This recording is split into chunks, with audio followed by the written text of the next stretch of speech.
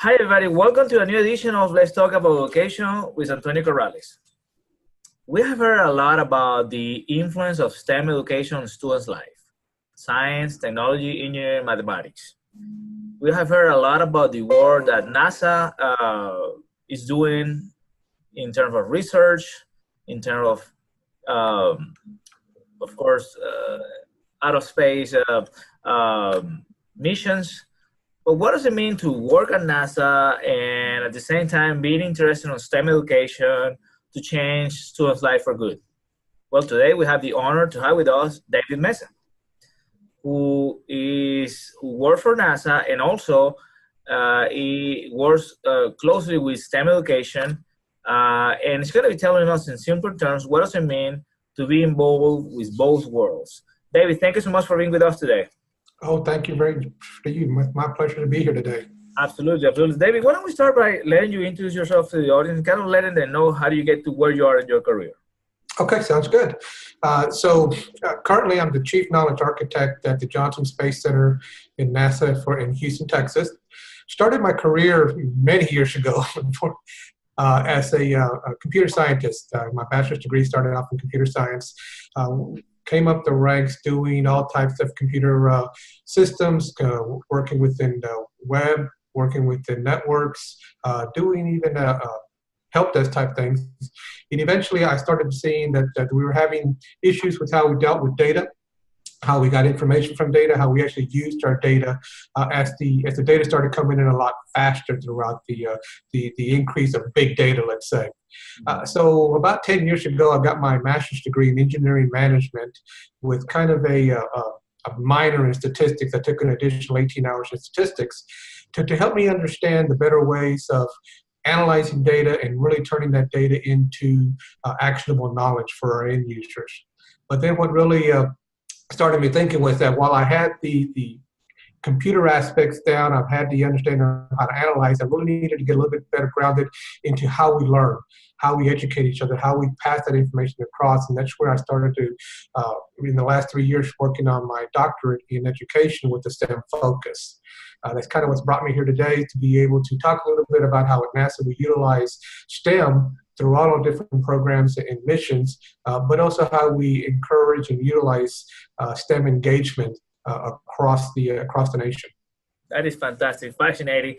Well, why don't we start right away so our viewers can see what you do and kind of see how you've been influenced by your work at NASA on STEM education. Basically, my follow-up question is, what can you tell us about what you do at NASA and how that has influenced you to the point of looking for ways to be more involved with STEM education and students' life? Sure. So as I started progressing in my career, I started looking at different ways that we analyze processes, how we share information across with the end users, which led me to the knowledge management group within NASA. And knowledge management, in a nutshell, basically what we look at is it's a strategy for how we store, process, analyze, visualize, and present our data to our end users. And I was noticing a disconnection there with our end users, where we were having a lot of data, but it really wasn't actionable data. What I call actionable data is data that we can make decisions from. And recent surveys across industries have shown that 54% of our decisions are made with inadequate or insufficient information.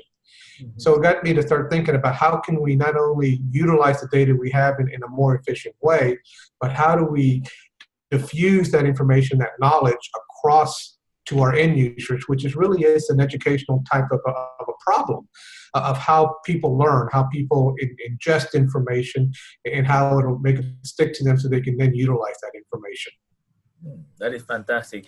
Now, what type of, according to your knowledge, what type of initiative do you know NASA currently has, or you're involved with for NASA that are influencing STEM education or influencing students' life, through these missions or specific goals?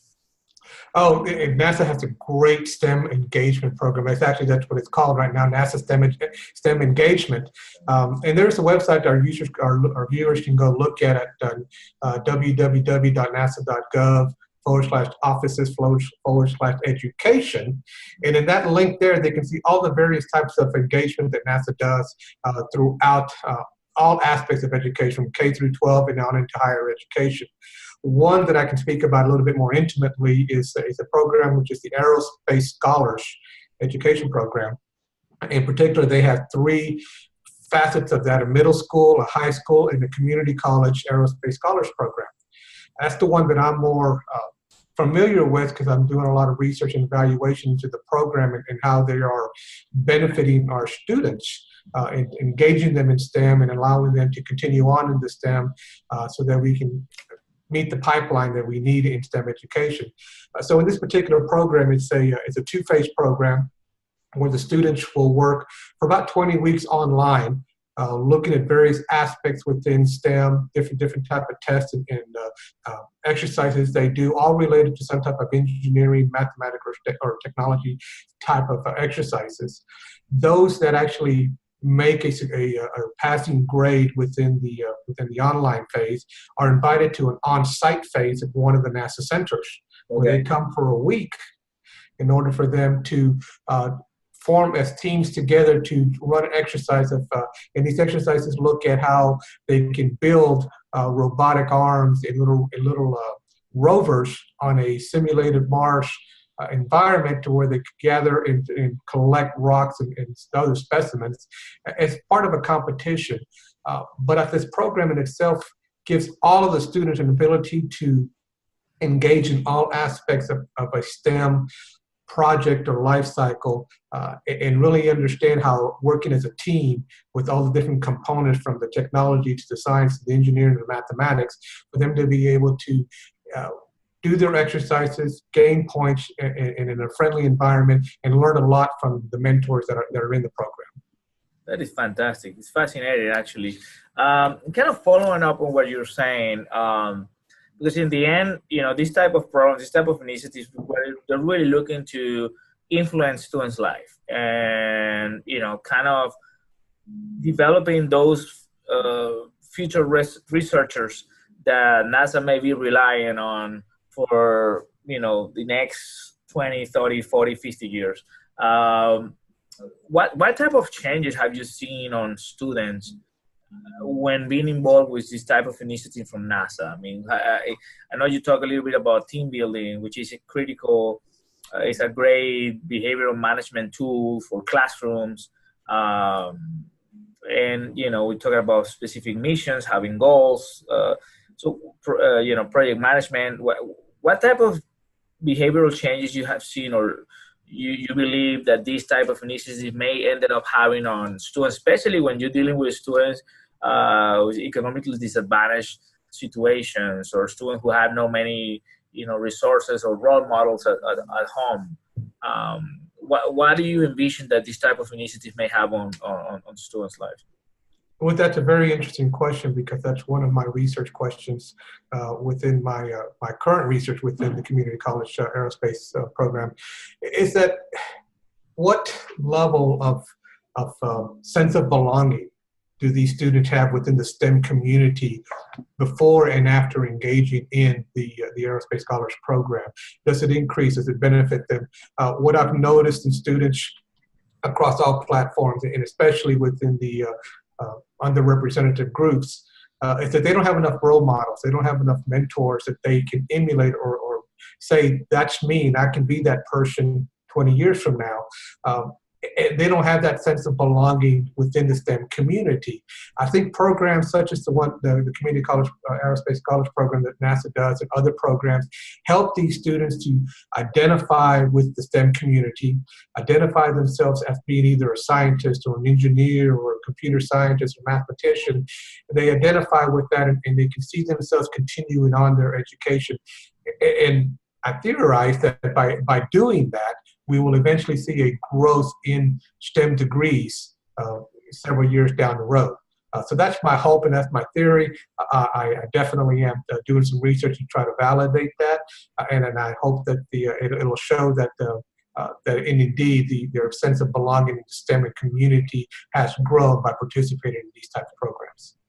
That's fantastic. That's fantastic. Well, and kind of following up on that, do you see do you envision, and I know it has been probably going on for years, and well, what are the strengths or the opportunities that you see between NASA and public schools to further STEM education? What type of um, collaboration or strategic partnership do you see? Can you envision between both of them to, for one side, educate future researchers, but on the other side, further STEM education, which is critical for where you're going to have the big majority of jobs within the next years. How do you see that partnership going on?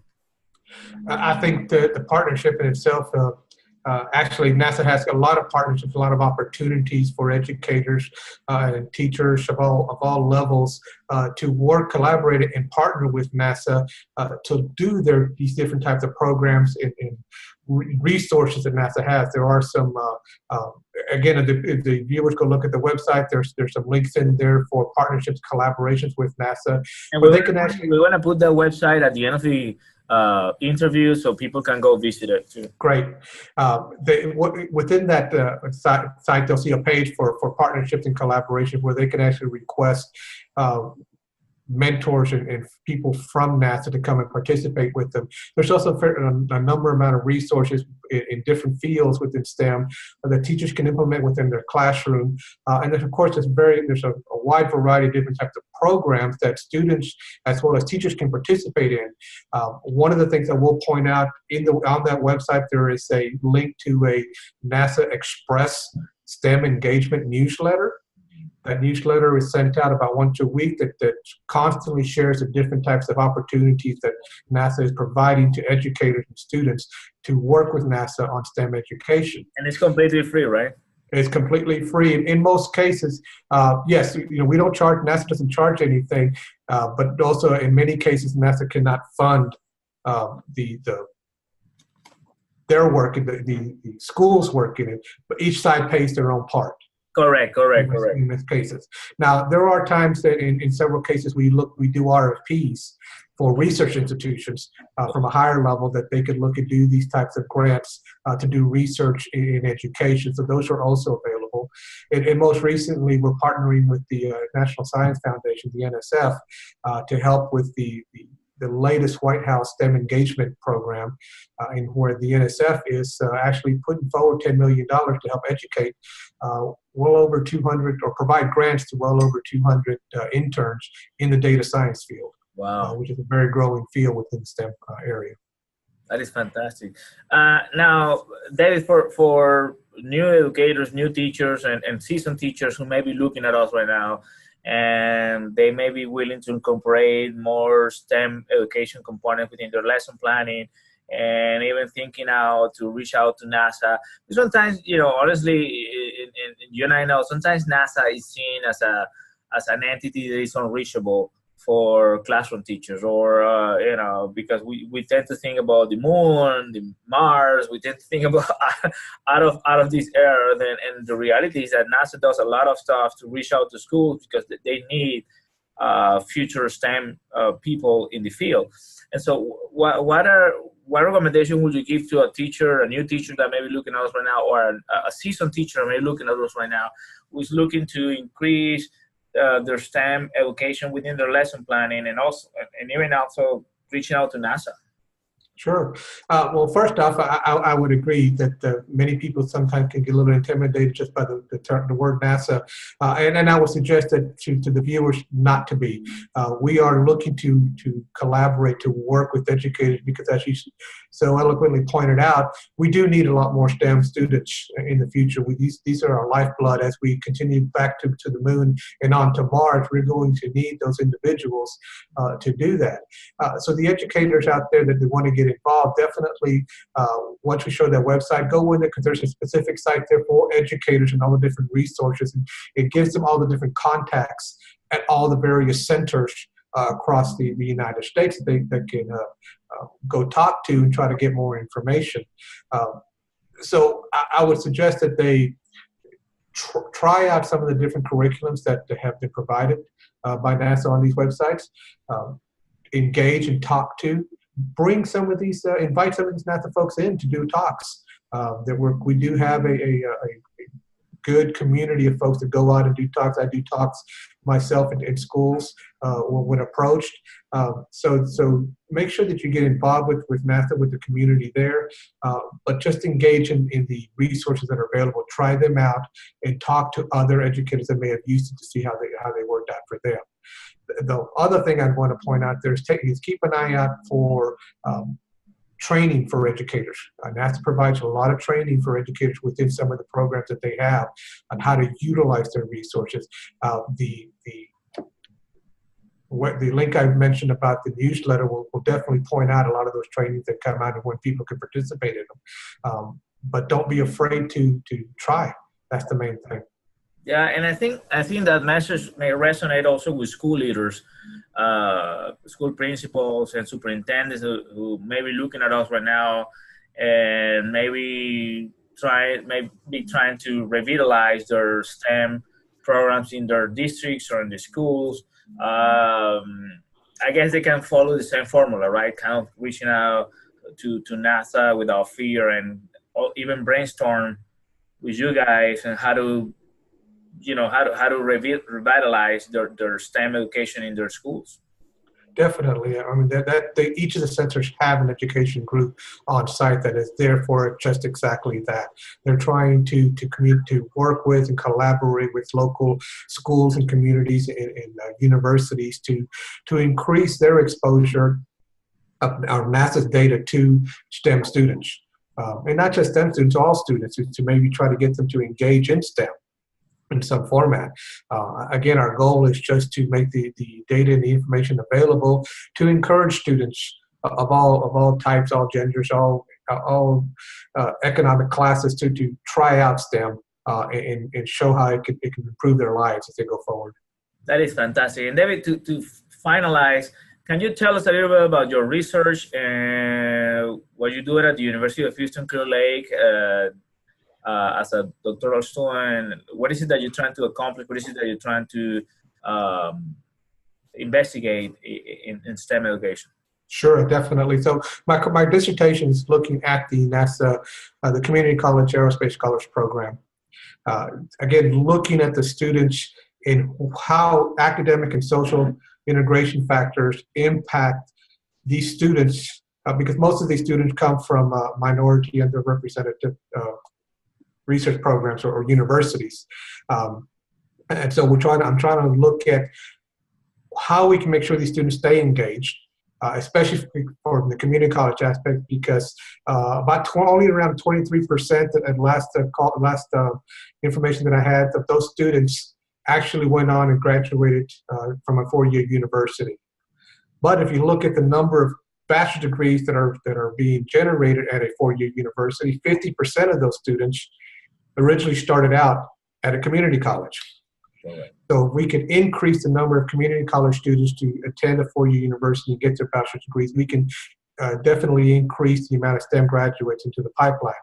But to do that, my theory here again is that most of these students can't see themselves as a scientist or an engineer or a mathematician, a teacher, or somebody engaged in STEM because their economic style, their lifestyle, their environment has not shown them that they could.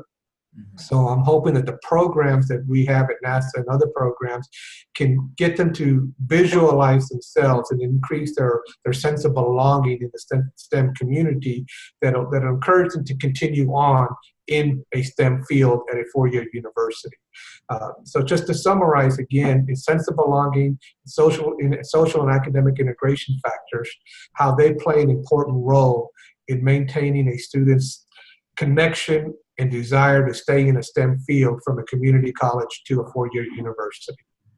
That is fantastic. David, I want to thank you one more time for being with us today. Folks out there, remember that we have this interview and many others at Antonio Corrales YouTube channel. Let's talk about education with Antonio Corrales and Sterling Evaluation and Assessment.com. Please help somebody today and see you next time. Thank you very much. Appreciate being here. Absolutely.